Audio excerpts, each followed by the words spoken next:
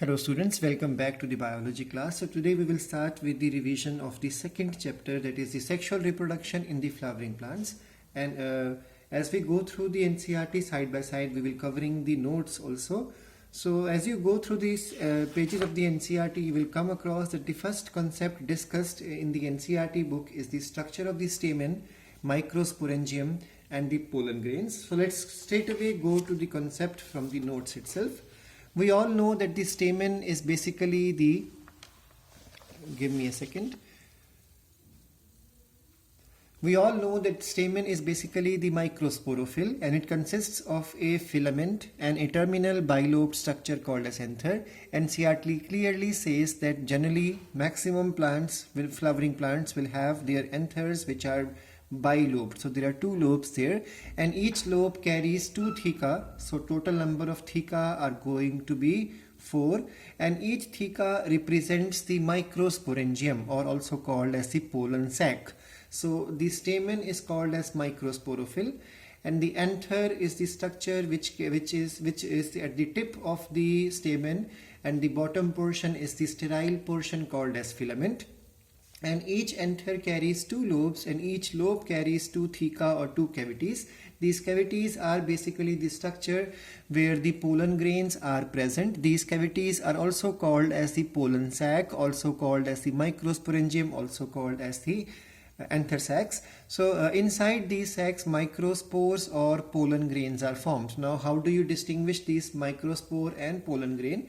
Pollen grain, microspore, when it is mature, is called as the pollen grain. So as long as it is not mature, it is called as the immature pollen grain, or is called as the microspore. Now a mature pollen grain, as per the NCERT, carries two cells in it. So if there are two cells, if you recollect from the previous classes we have done in the beginning of the session, that a two cell situation is basically the vegetative cell and the generative cell. So the structure of the microsporangium is a favorite thing to come in the board exam. So these layers are asked generally in the exam. This layer basically is 4-layered structure, and these 4-layer structures carries the epidermis. Inner to the epidermis is the endothecium.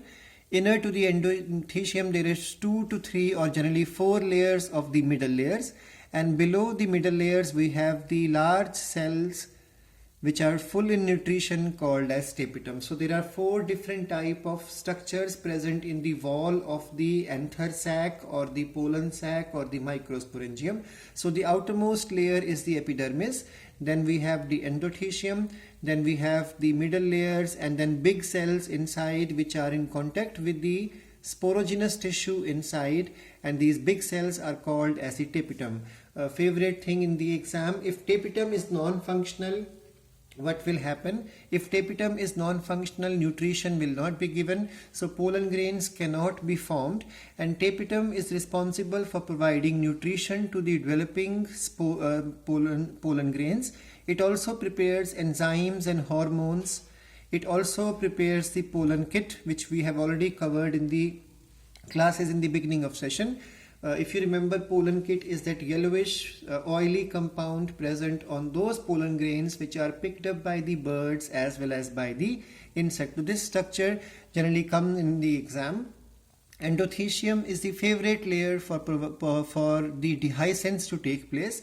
Dehiscence is the cracking of the anther wall so that the pollen grains may come outside. So this is basically the structure present on this page. And then when we come to the next page, the topic is the microsporogenesis. So the formation of the microspores inside these walled structures or the microsporangia is called as the microsporogenesis.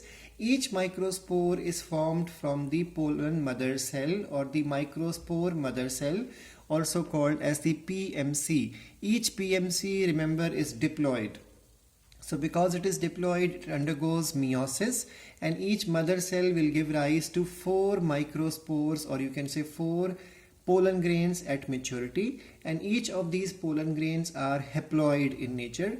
So the 4 resultant cells formed by meiosis from one mother cell or pollen mother cell will stay for a long time together in the form of tetrads. So tetrads is the situation in which one mother cell by meiosis give rise to 4 microspores, and they will stay together for variable time, and as long as they do not become mature, they stay together. Once they are mature, they will separate, and now they are called as the mature and microspores or the pollen grains.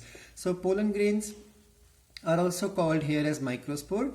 So the next thing is the wall of the microspore.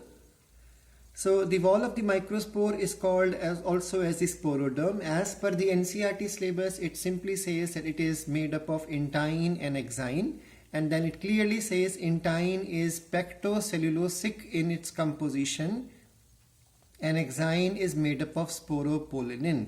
You can learn one more difference. Intine is synthesized by the gametophytic structure, and the exine is formed by the tapetum, and tapetum is a part of the sporophytic structure. So as you go through the next points, you will find that NCERT clearly says that this cell is going to divide. The cell inside, the nucleus inside is going to divide, and as it divides, it gives rise to 2 cells, one big and one small. The bigger one is called as vegetative cell, smaller floats in the cytoplasm of the big cell, which is called as the generative cell. And this 2 cell situation is the situation for 60% of angiosperms to shed their pollen grains, and in the 40% of the plants, it is at the 3 cell stage the pollen grains are shed. So this is how the diagram look like.